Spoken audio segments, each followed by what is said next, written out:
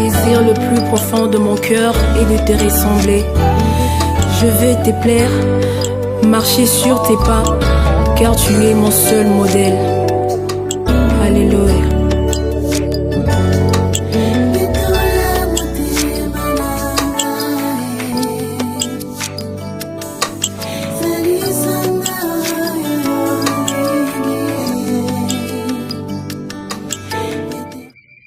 Aujourd'hui, c'est un jour spécial.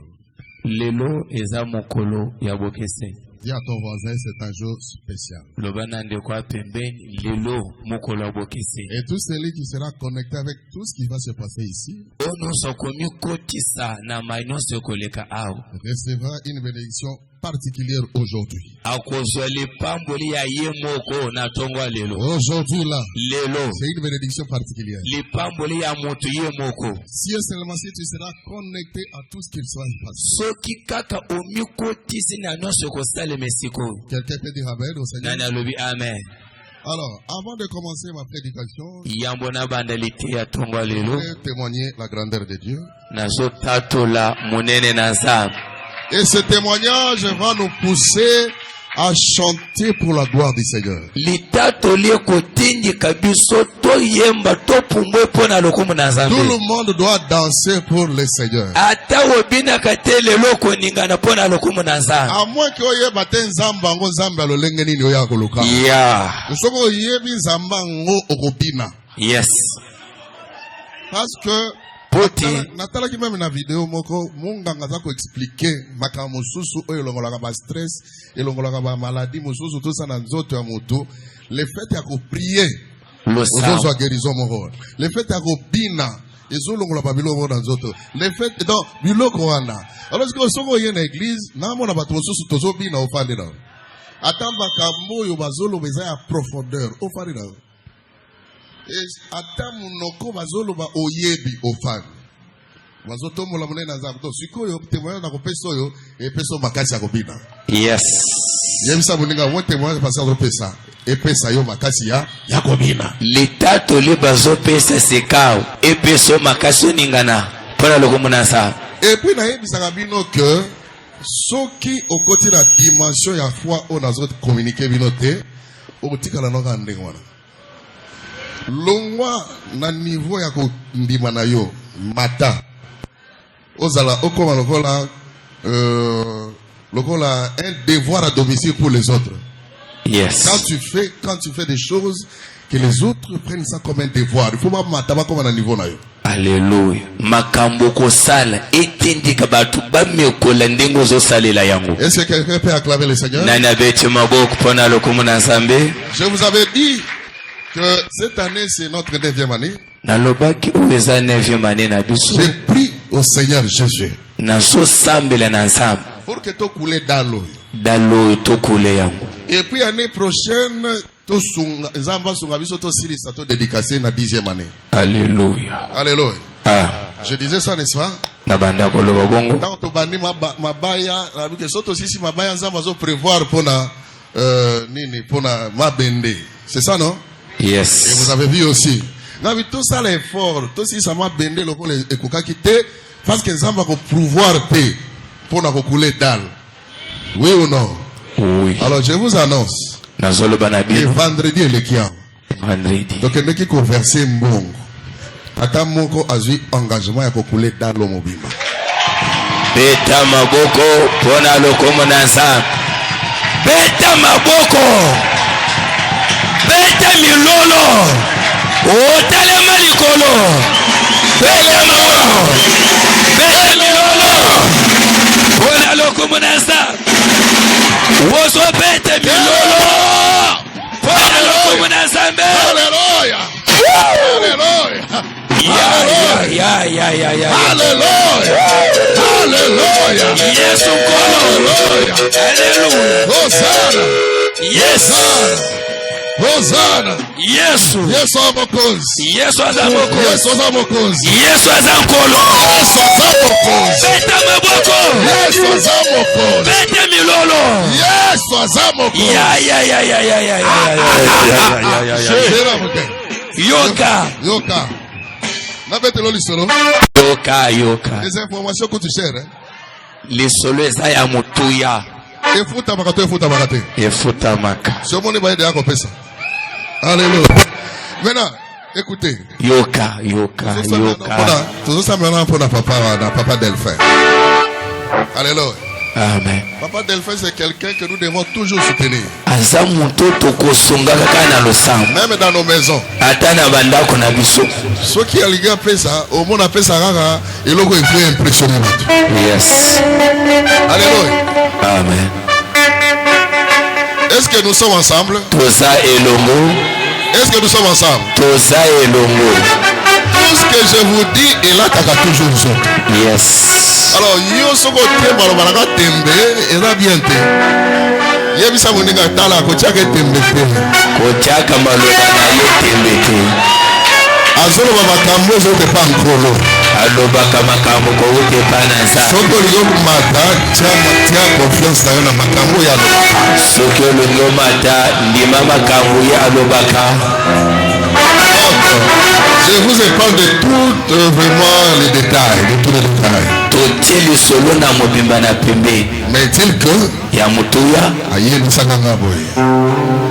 Quand la députation est aux croyant que le col a la députation était à conseil la chose avec non. Pour la moussou avec un gars tant à zongi ma camunion sur lui azuna été. Alors je vous soustrais sur la naïe à tenir boni comme note. Donc comme une étape boyée, toujours m'a bendé, voilà. Aïe bisanga non, tant que aussi ça m'a bendé, oye bisanga. Alléluia. Vous allez continuer. Si madame 36 m'a bendé, d'ailleurs ici. Ça demande combien? Ça là, vous toquez que tout n'a pas pris tout. Vendredi, le vendredi. Ah, il y a un bureau. La quitte n'est pas bien. Oh, le canal bureau, 10 000. Le canal bureau. Donc, si vous voyez, après ça va monter. Voilà. Toki, Patrick, intendant, on nous a donné tout l'argent. Toki, il faut bétonner les awa, bachaba mitukawa, tout ça. Sans cause analyse, sans que mutua le banga, sans que nous avons information. Mais on va préparer qui mutu, asimba qui mutu. Zamba pas la bande ko intercession awa parce que la intercession la bango mo so batindeli nga message. Wa message bazwata batangi na kombo. Dans c'est que ils sont solo. Alléluia. Parce que tant cela na bango bazala quitter. On a quand intercession la bango ba non na sina préparer mutu na simbi e botema. Batangi na kombo na yo kisi mama na bitala. Alléluia. C'est-à-dire que dans une sabato so sambela pour l'église na motema malamu. Yes. So sabe l'église na motema malamu zamba ko fungana ba ma église. So sambela zo zela ke beba au mona ilo côté. Il beba pété. Ce qu'on a lingi na kati information ya modelo. Tozo sambela na pona yé. Pona libota na yé, pona misala na yé. Tozo sengela yé longue vie et pas yankolo. Bomengo bomo imulai ye mwasi na ye bana société na ye nyoso ya ye ezala na longue vie. Est-ce que ça va? Et si manayango ndeto ko bina nanu pour ko komisa nzambe avant que tout le cas n'a pas na lelo. Alléluia. Amen. Quand quelqu'un prend la charge de couler toute la dalle. Je vous disais souvent ici, il y a une personne qui veut prendre la charge même de 100 personnes. Tuna nani mukabijo la betenga masolo côté à outil. Abike na vision est changée. C'est yo muto fana kawa, tango muto susu, yo bazo o lukaba $5, $10 zo, o mona la grave, $20 o mona la grave, $100 o mona la grave. Baroso bazo dépenser 100 000, 500 000, 300 000, 1 million. Et puis, vous allez avoir un moto qui a fait 10, 20, 50, 100, ok, vous soyez laissé dans les bandes. Vous pouvez ça qui est venu. Quand vous soyez laissé, vous pouvez ça 1 million dans l'année. Vous offrez un moto à Pamba. Dès l'élo, alléluia. Après avoir fait ça, si ma maté dans ce gabinon, tout le monde a nini. Yani mbongo na senga bino ezali ya mukoto kule parce que to kule jeudi. Alléluia. Là-bas, si ça monte à l'étage, j'ai dit au couler. Est-ce que ça amen? Mbongo na kosenga bino. Ezali ya kinalingi j'ai dit tant au couler. Na main d'œuvre. Ya ba maso etikala kina sa nini. Oh ba électricien na sa nini. Oh nyongo soki ali na sa nini. Tant tozo couler na ba nyongo esili na kepe na lali tranquille. Pweto pwede. Bongo. Parce que kuna na ba sachet mu PPC ça il faut to somba sachet baba ndako bongisa non lundi lobby photo couler ba escalier mi balé oyo pour ko permettre ba to ko mata ko kita tango ba ko couler donc mutu ke ko yetele mi awa kaka ndenge na lobaka alors na moins de 2 heures et c'est nini esiri alors ndimela nzambe ya papa Stewa Longoli amen. Bongo na ye Yesu Kristo. Bongo na biso mikolo. Toujours bongo na papa na biso. Pour la libota na ye papa Delphin. Azui engagement à couler dans mobimba oyo. Tokende ko verser mbongo vendredi. Ezate ya masolo na banda ko benga na téléphone. Oh non, je vais passer au tezela. Ya na bitu so ko so engagement à ko quitter ata yote 3 semaines à PCT. À lobby à Sali. Hein? Boito boite. Maboko likolo. Tuzo sambra pona ye, libota na ye, musala na ye. Sambra lola, abadela ye, apamula ye, apesa ye, bomo imula ye, ndibota yo mbiba. Liwa ekele musika, mi solo e monana, ba projet na ngo e se réaliser. Na pauvre Christo, tuzo sambra. Yahweh nzambe na lolo.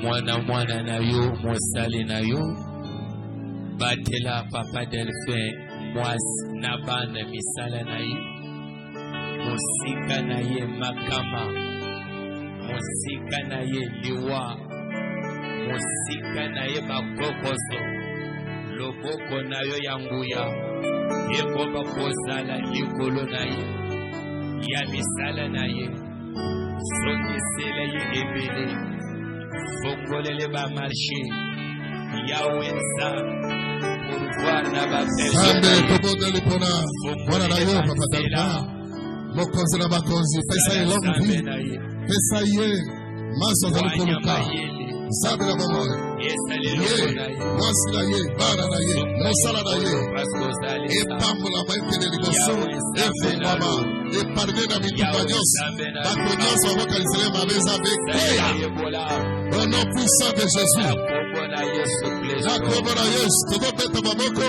bato nyonso bakalisele mabe ezala baceli ye babitamu bapoisonement nyonso ekweya au nom puissant de Jésus tozobeta biso nyonso na kombo na Yesu Kristo Yahweh nzambe na lulu bitumba ya molini mundela ya nzambe longisa ye beta maboko nzambe mala Yahweh nzambe na lulu elema na nguya na yosa mundela ya Seigneur Yahweh longisa ye zala nzambe peme na ye elonga na ye na bitumba nyonso parce que zala nzambe mala.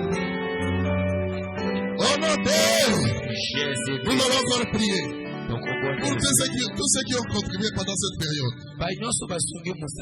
Mabaya, Mabende, Moutou Kapesi Mbongo pendant janvier.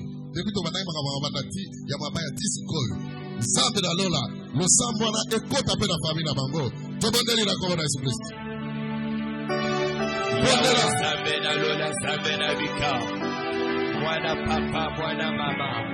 Eko ya mwasi mobali Yesu Kristo nsa oyo nyonso priez bona mosala oyo gloire Seigneur bona bibidi gloire tout puissant Yahweh mimwangisa merci Seigneur Yahweh bandela au nom puissant de Jésus na mbongo na nguya na Yesu Kristo amen voilà que Dieu vous bénisse alors la kati ya esengo oyo mutu nyonso azali awa atelema nalingi tobinela nano nkolo paske tozokule dalo jeudi alelo tozokule yango jeudi ntango tozobina na nsima prédication yebaki na kozala na besoin ya mbongo po topesa yango nalingi nyongo te Loaki pasteur alingi nyongote. Pasteur alingi nyongote.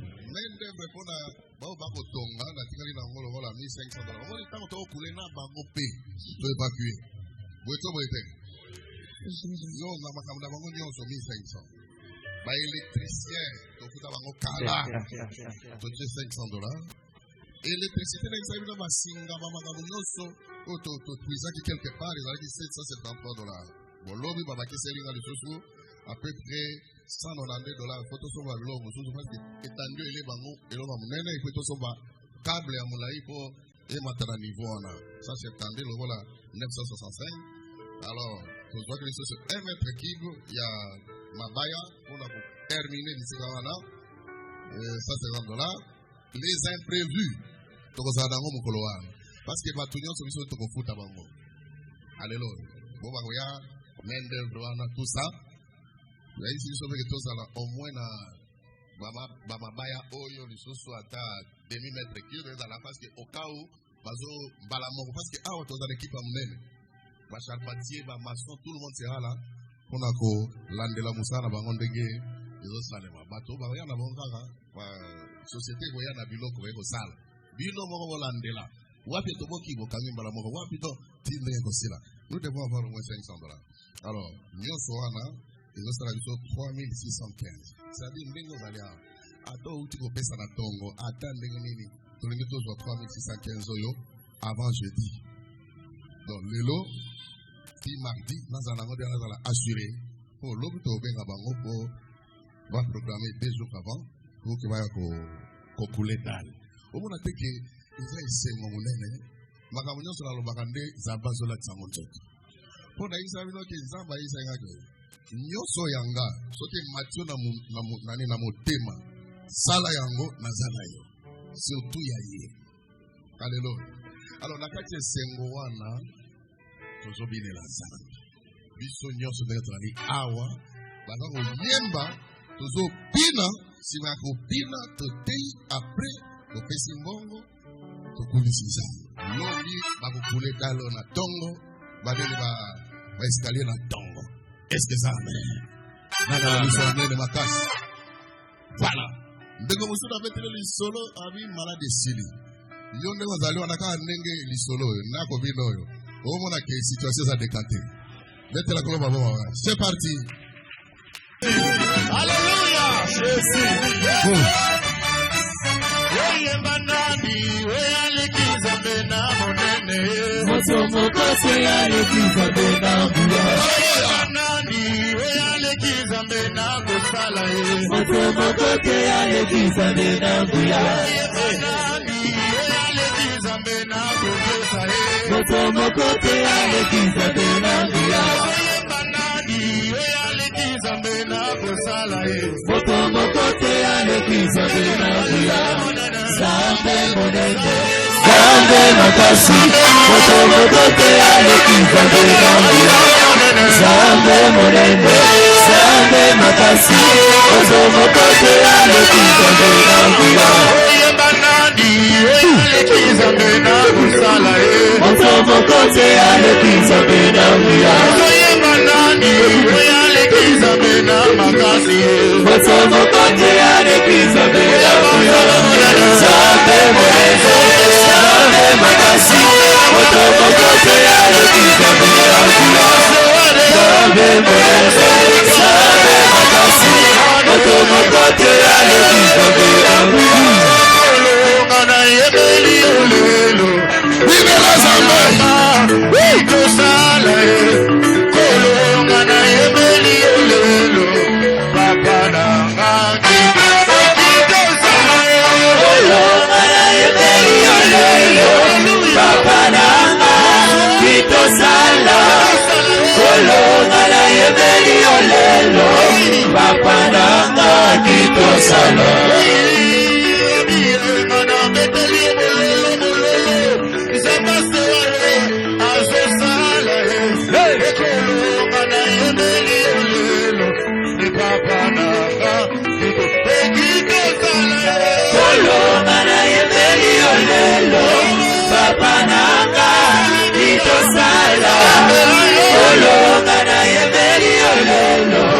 Papa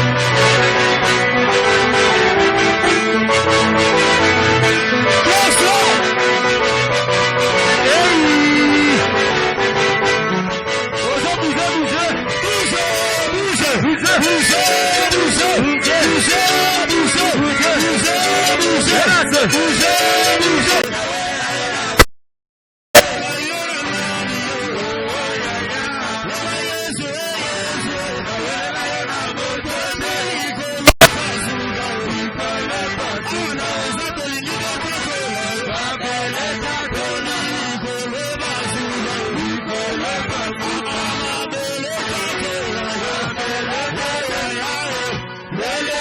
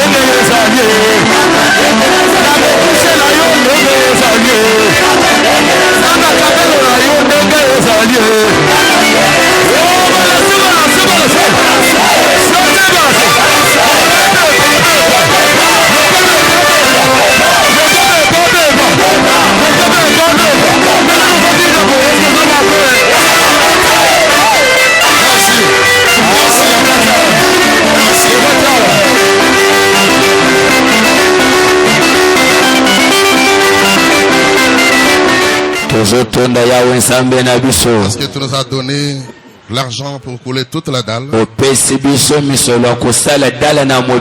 Ce qui était difficile pour nous. On s'est posé 1001 questions. Mais tu m'avais dit que tu vas utiliser une seule personne. Et ce que tu as dit, tu l'as réalisé.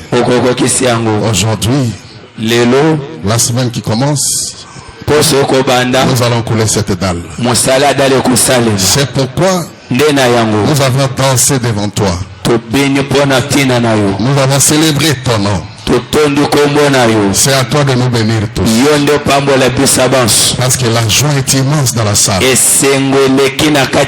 Et que cette joie nous amène à la bénédiction, à l'élévation, à la délivrance, à la guérison. Au nom de Jésus. Au succès, aux ouvertures. Qu'il y ait des personnes qui seront des managers ici. Des directeurs de société, des investisseurs, ils vont commencer l'espace de société eux-mêmes ailleurs. Et ils auront beaucoup de gens qui vont travailler avec eux. Ils auront beaucoup de travailleurs. Au nom puissant de Jésus, nous recommandons la prédication entre tes mains. Je sais que tu nous accompagnes. Au nom puissant de Jésus. Amen. Amen. Alléluia. Amen. Je vous dis qu'il y aura des entrepreneurs ici. Commencez déjà à concevoir quelque chose. Il y aura des grandes personnalités. Beaucoup de gens auront des sociétés qui seront élevés.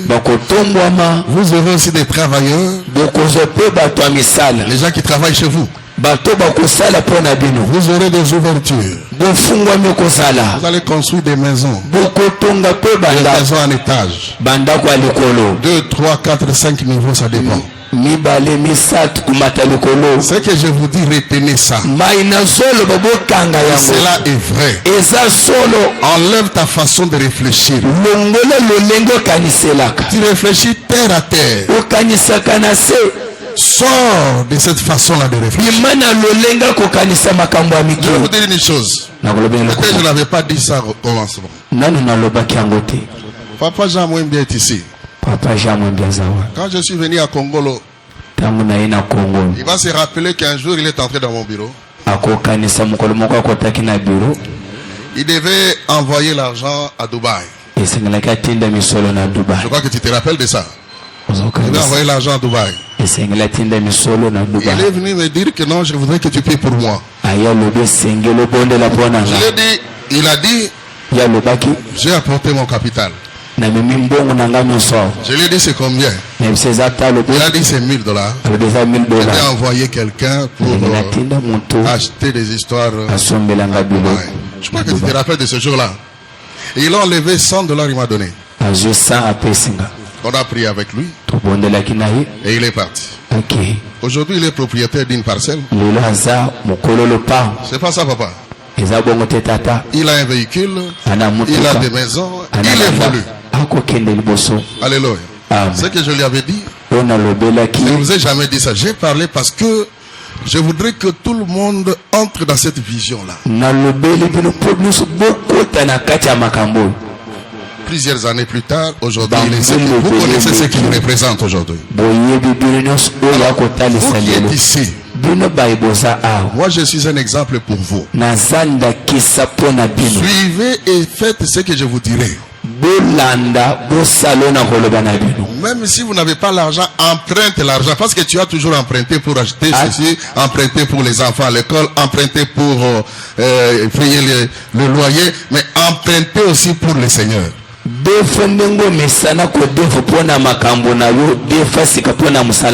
Quand nous demandons quelque chose, emprunte même. Tous les gens qui sont ici, il y en a beaucoup qui sont étudiants, tout ça, ils ont évolué à cause de leur attachement à Christ. Et toi, je te dis, l'année prochaine, quand nous allons célébrer notre dédicace, je crois à cela. Je crois à cela.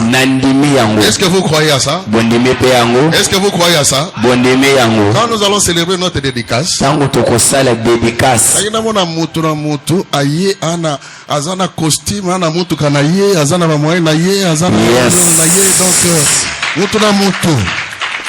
alors, kozanga ka culte te, kozanga kana ba réunion te, kozanga kana ba participation te, kozanga kana ba contribution te, c'est ce que le Seigneur fera.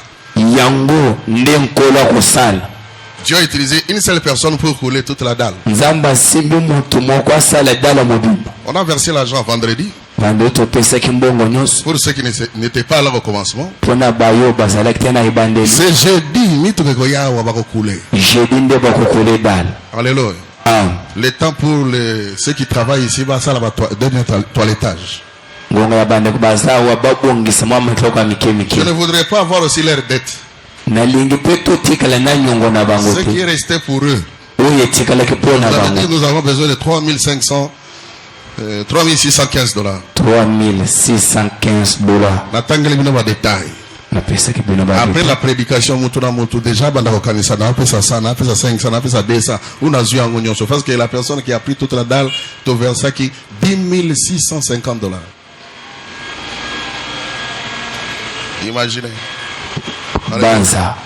Mettez la colombe à Bomakas. Maboko makas. Pona loko munasa. C'est compris, j'espère. Acclamons le Seigneur. On devait terminer maintenant, mais avec la joie, c'est une fête. Je vais prendre quelques minutes pour parler. Je vais continuer. Je vais continuer le mardi, jeudi et dimanche. Je ne peux pas aussi clôturer parce que il y a tellement de monde parce que nous parlons de Jésus. Jésus, on peut parler de lui toute la vie et aussi la pété. Yes. Mais je prends seulement une portion dans l'écriture pour parler dans l'angle Moroboy. Yes. Alléluia. Amen. Parce que Jésus c'est notre pierre angulaire.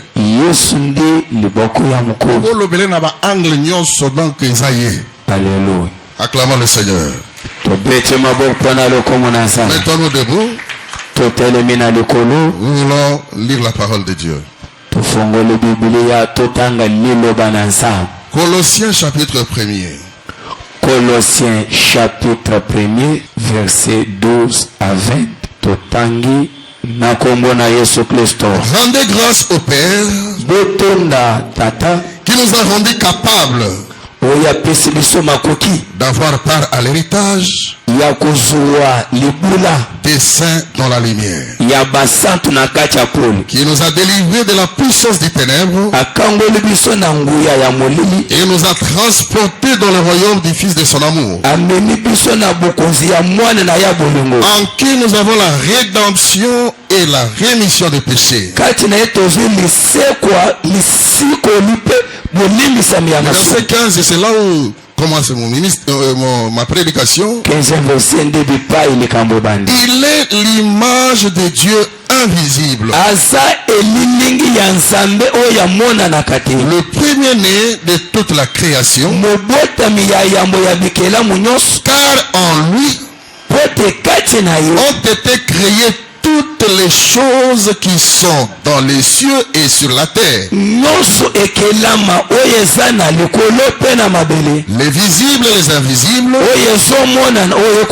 trône, dignité, domination, autorité, tout a été créé par lui et pour lui.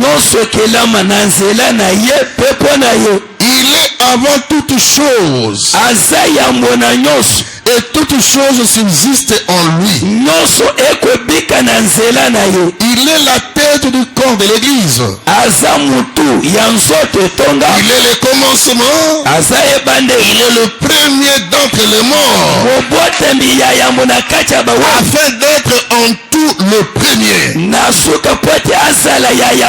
Car Dieu a voulu que toute plénitude habita en lui. Il a voulu par lui réconcilier tout avec lui-même, dans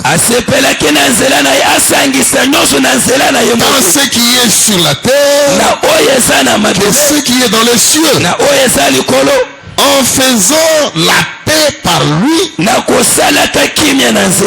le sang de sa croix. Vous pouvez continuer jusqu'à la fin là. Alléluia. Amen. Acclamons le Seigneur. Écoutez, j'ai intitulé Qui est Jésus?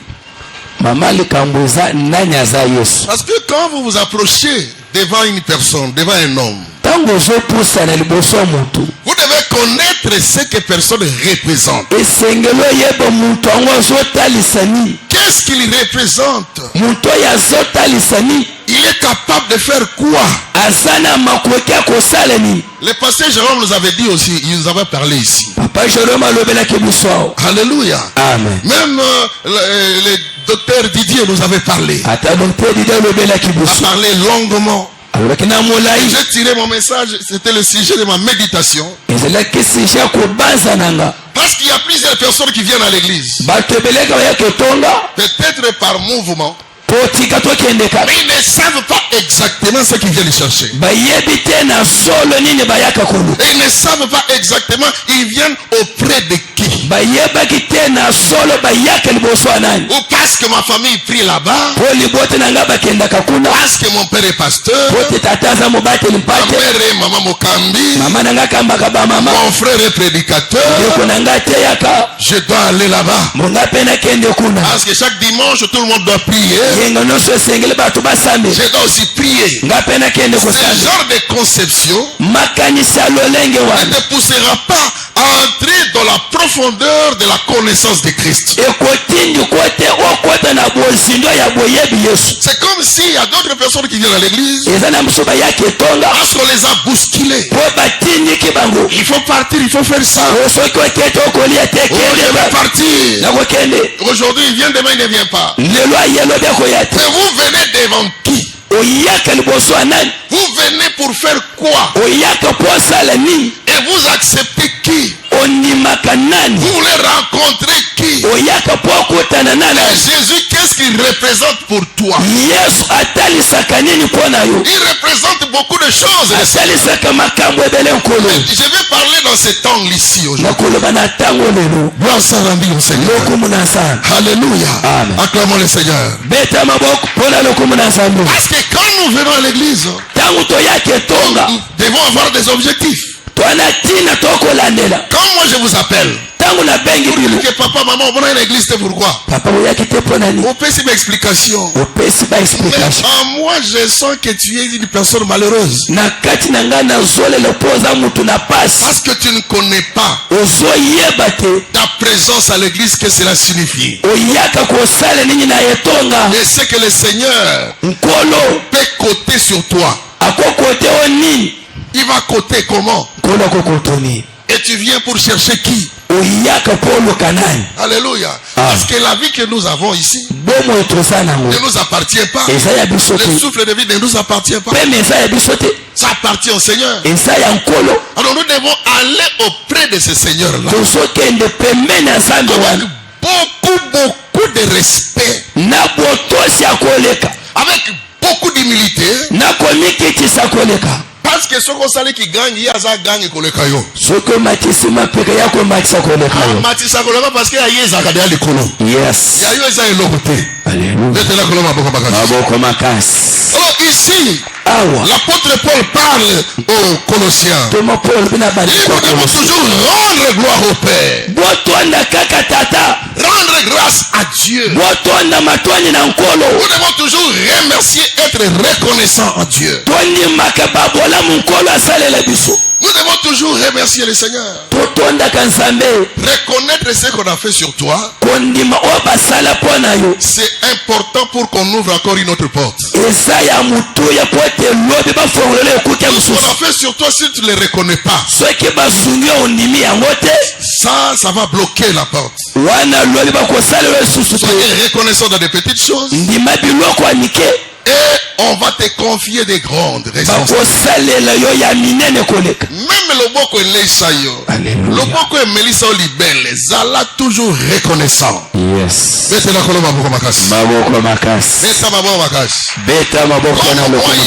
Moi ici tel que je suis là, je suis pasteur, je suis responsable. Je ne travaille pas seul. Je suis reconnaissant. Dieu m'a donné la vision, il m'a donné le ministère, il a mis tout en moi pour que l'Église soit ce qu'elle est devenue.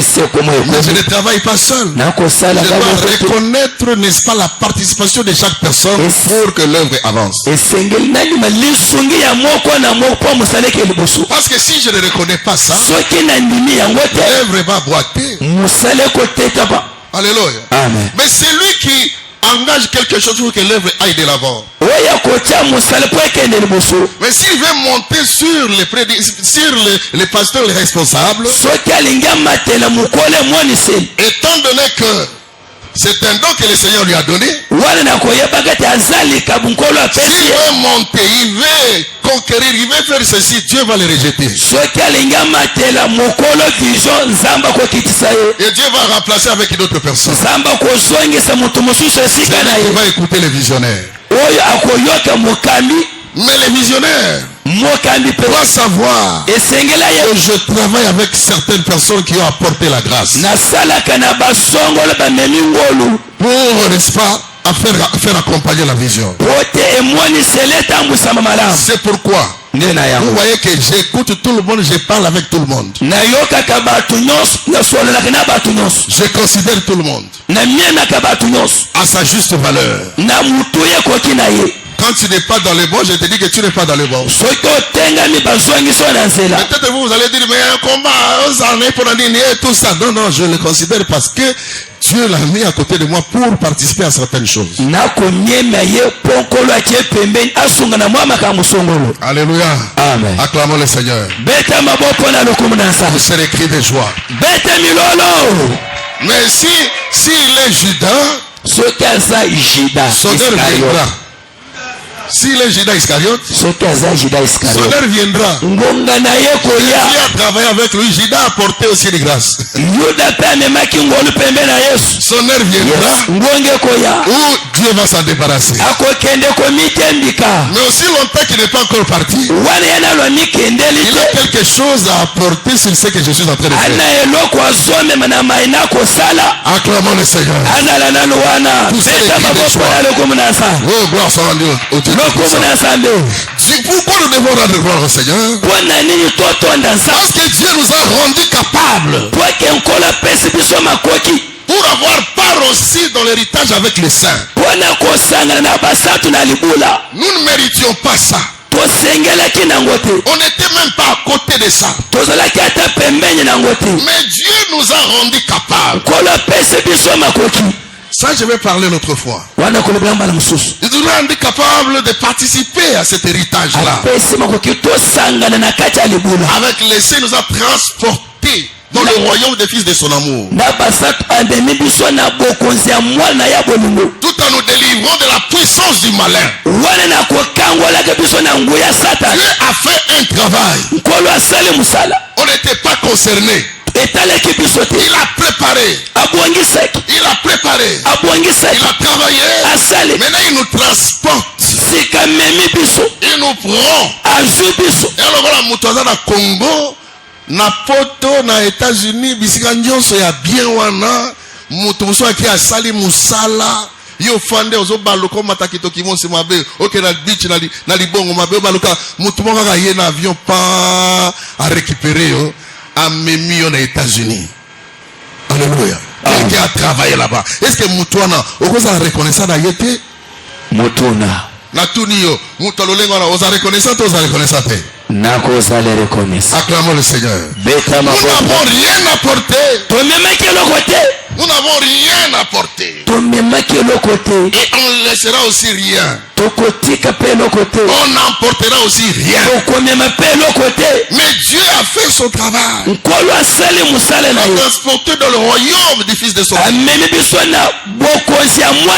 nous a délivré de la puissance du malin, de la puissance du ténèbre, pour nous amener là où il avait déjà travaillé. Il avait déjà fait un travail normal. Il faut savoir l'œuvre accomplie par le Seigneur. Mais il nous a amené là-bas. Pourquoi? C'est là-bas parce qu'il avait fait l'œuvre de la rédemption. L'œuvre de la rédemption et de la rémission du péché. Nous étions en train de tourner dans les péchés, dans les ténèbres, dans tout ce que vous connaissez. Quelqu'un a fait le travail. Il nous ramène là-bas. La rédemption. Ramener quelqu'un au bien. Ramener quelqu'un dans le bon. On a fait un travail. On a terminé. On prend la personne, on rachète la personne.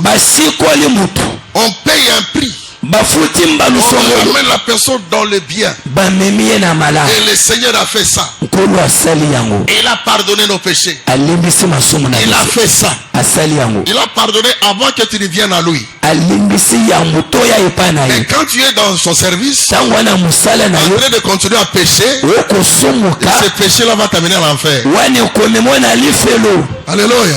Amen. À moins que tu ne te repentes Yambola et que tu abandonnes. tika Mais Kas- avant que tu ne viennes à lui, yamboya epa na ye. il avait déjà travaillé. Ashi asalaki Tu musala. as confessé.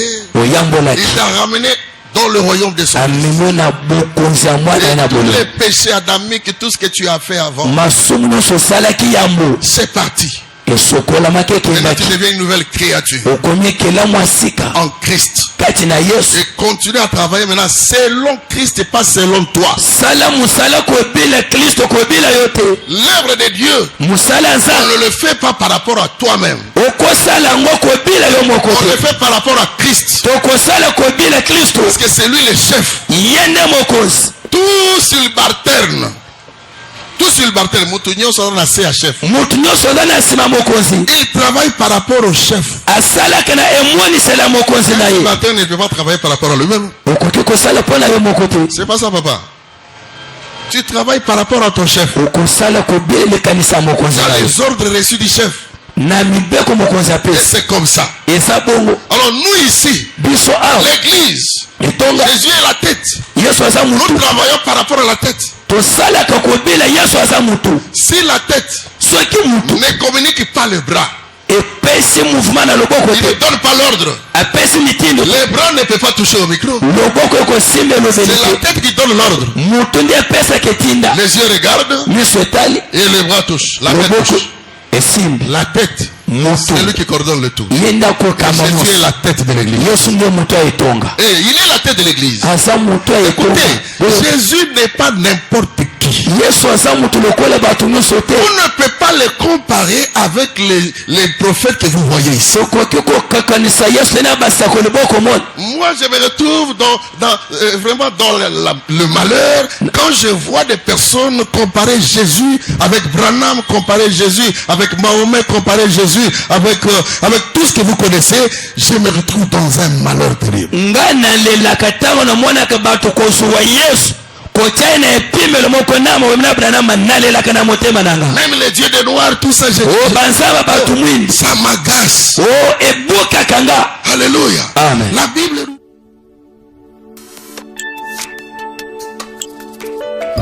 Seigneur, le désir le plus profond de mon cœur est de te ressembler. Je veux te plaire, marcher sur tes pas, car tu es mon seul modèle.